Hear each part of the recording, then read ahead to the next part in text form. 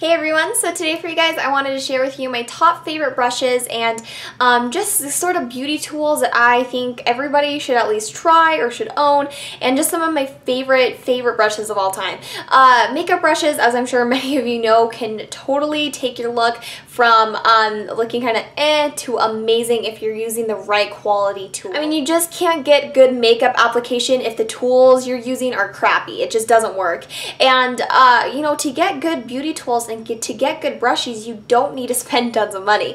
Definitely don't be under that impression if you are, because I am going to be showing you some brushes that are as cheap as like $1.49. So we are going to get right on into this, and I'm going to show you guys my must-have makeup brushes. I will start with face brushes. The first thing that I think everybody should own is some type of a beauty blender sponge. I am showing you perhaps like my favorite dupe I've ever found. No, it is my favorite dupe, not perhaps, it is. This is the Real Techniques complexion sponge, and to me it is dead on compared to the beauty blender. And as long as I live, I'll probably never spend my money on another beauty blender because this works just as well. The only difference between this and the actual beauty blender is this has sort of that blunt cut edge here. If you don't know what these kind of sponges are, basically they're a sponge that you wet and you just get kind of nice and damp, and then they expand in size, and you can use them to apply any type of a cream product, whether that be foundation, which is how I like to use them, concealer, blush, bronzer, any type of a cream product. I've also seen people use these to apply powder, especially powder like underneath the eyes, because it gives a very sort of soft appearance and it kind of tones down the powderiness of your powder, if that makes sense. But they are just amazing, and if you haven't tried anything like this, you really should. This is only $5.99 at Ulta, so you're definitely not out a lot of money here. It's not like the $20 beauty blender sponge, because that is kind of ridiculous to spend on a sponge. So this product here is amazing, and this is definitely a beauty tool that I think everybody should own, because it just makes your foundation look so much more airbrushed and blended out, and it just makes foundation application a million times easier. And then what I love about it is it makes your foundation look so much more like your skin, whether you're using a full coverage foundation, a light coverage foundation. I just find that helps to mesh your foundation into your skin so that everything looks more natural without compromising on coverage. Next, I have some powder brushes to share with you guys, and these are both from the e.l.f. Studio line, which you can find on the e.l.f. website or at Target, and I love both of these brushes, and they kind of have different purposes for me, but basically both of these are powder brushes. This first one here is called the e.l.f. powder brush. This is a flat top brush, kind of similar in style to like the Sigma F80, except this is a little bit less dense and a little bit kind of bigger and more fluffy. If you like that kind of flat top kabuki kind of style brush to apply your foundation, you'll really like this, but I really like this personally for mineral foundation, and it's really important to me that I have a brush that I love for mineral foundation, because I wear my Bare Minerals foundation quite often. And this is my favorite brush to apply it because it just buffs on the skin so nicely. You can definitely go in with just a regular powder if you're just wanting to set your foundation with this too. It just really buffs stuff into your skin really well, and I find that it just helps to give your powders a little bit more coverage as opposed to a more fluffier brush. And I used to use this a long time ago too for bronzer, because I like to just sort of take like a corner here and just kind of chisel out my cheekbone like that, and then apply it like down my neck and stuff and on my forehead. It worked awesome for that too while I used it for that purpose, but now I basically just use it for mineral foundation. If you are a mineral foundation lover, I definitely recommend trying this brush to apply it, because it really gives your mineral foundation full coverage and makes it look really pretty. And then the other powder brush that I have here is the e.l.f. complexion brush. This is, again, both of these brushes, in case you guys are wondering, are very soft. They feel amazing on your skin, and this is what I like to use basically just to set my foundation. I will use this with any sort of powder and just use it to set my foundation. I really like how it's fluffy enough where it doesn't seem to move my foundation around, but yet it has enough density where it does pack on the product and does help to really, you know, make sure that my skin is mattified by the powder.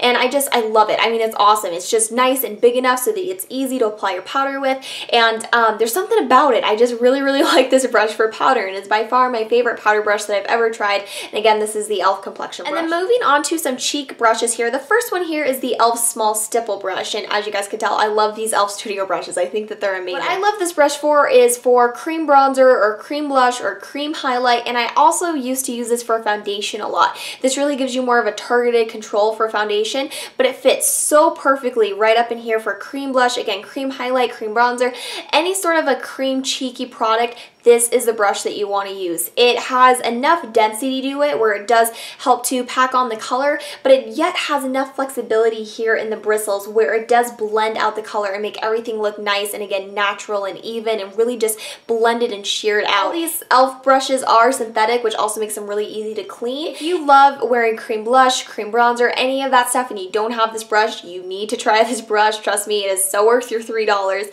And then finally, my favorite blush brush is the Real Techniques blush brush. Real Techniques make some of the best brushes, and what I think is so awesome about this particular blush brush is that it's so versatile because it is quite a bigger brush. So for some people, this would work amazingly for powder. It's nice and tapered so that if you do have kind of a smaller cheek area to work with, you can really just concentrate on getting the product here on the tip and then using that to sort of buff and blend away. It also works well for a bronzer type of a brush because it still is big enough and fluffy enough to cover a large surface area, and overall it's just such a nice sort of multitasking brush, and I especially just like it for blush, which is why you can tell mine is stained a little bit more pink. It just really, again, buffs it all in and makes it look really nice and airbrushed. Now we're going to move on to eye brushes, and perhaps the most important eye brush I think you could ever own is one of these sort of fluffy goat-haired kind of brushes. Anything like the MAC 217, Sigma has a version, I think it's called the E25. This one is from Sephora. It's the Pro Oval Blending Brush, which so sadly they don't make anymore because I love this brush, but they have discontinued this one. But Coastal Scents has one that's really cheap. Makeup Geek has one that's called her Stiff Dome Brush, I think, which is also kind of has this shape to it. This kind of brush will completely change the way you do your eye makeup. And this is sort of your one and done brush because this can blend, this can apply color to the crease, but this can also lay down color. So you can completely skip having like a flat shader brush if you have one of these because it will apply color to your lid very well, but you will get the most beautiful crease work done if you have this type of a brush. Because the way that these kind of brushes are shaped is that the bottom here is a little bit pinched. So you sort of get that more kind of oval design, and you can see here that it's not too thick, not too wide, but yet it has enough fluffiness to it where you can blend out your crease color. So you can just pack a little bit of color to the tip, apply it into your socket, and then sort of what I like to do is then turn it so it's more horizontal and then blend it out. And you, again, like I said, get the most beautiful crease you've ever had in your entire life. It makes blending out eyeshadows a million times easier, and it just can help you so much when it comes to doing your eye makeup. If you feel like your eye makeup just isn't giving you the results that you like and you just feel like you're not good at it, definitely try investing in one of these brushes because it will, again, completely change the way you do your eye makeup. Now, if you are looking for a flat shader brush, like I said, I definitely think that this type of a brush can completely replace this brush here. But if you do like using flat shader brushes, which I agree are kind of nice, like today when I did this look, it's really nice to be able to just get in there in like my inner corner and use something like my favorite is the Urban Decay Shadow Brush. I believe that this now comes in the Naked palette, and it's just got the perfect amount of density where it really packs on color. So if you're using pigments or anything kind of loose, or like the Urban Decay like sparkly eyeshadows that can really fall all over the place, this is amazing because it really packs the color on your eyelid. And there's something about the shape too, the way that it sort of is curved here at the top. It's really, really easy to get color just all over your lid because your lid is also, you know, curved. So earlier today when I was doing this look, it just was so easy to get this sort of darker gray here in my inner corner and then get it sort of out here on the outer corner, and it's just an amazing, amazing flat shader brush and is by far my favorite. Next is a brush that I use in almost every single one of my tutorials. This is the Essence of Beauty Crease Brush. It comes in a duo like this. You can buy this at CVS with this brush here, which is a little bit larger, which is really awesome if you're trying to apply darker shadow right into like your outer V part of your eyelid. But what I love most is probably the smaller brush because in my mind this is the most perfect brush to apply shadow to your lower lash line. Because it comes to a nice point, as you can see there, so it's really nice and precise, but it's nice and it's soft and it's really easy just to blend out your shadow underneath there so it doesn't look too harsh.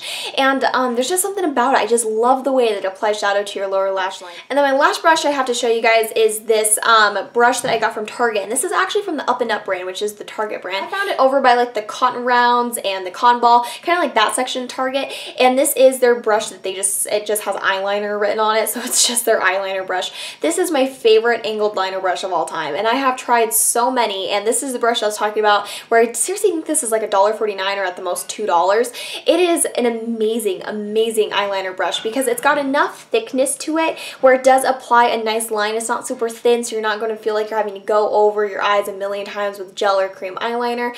And it's just nice, again, really, really soft and just really good quality. The bristles on this are synthetic, so if you're using cream products, it's really easy to clean. And it's, again, a brush that I used today to sort of wing out my eyeliner here a little bit on the end. It's just a super, super easy brush to use.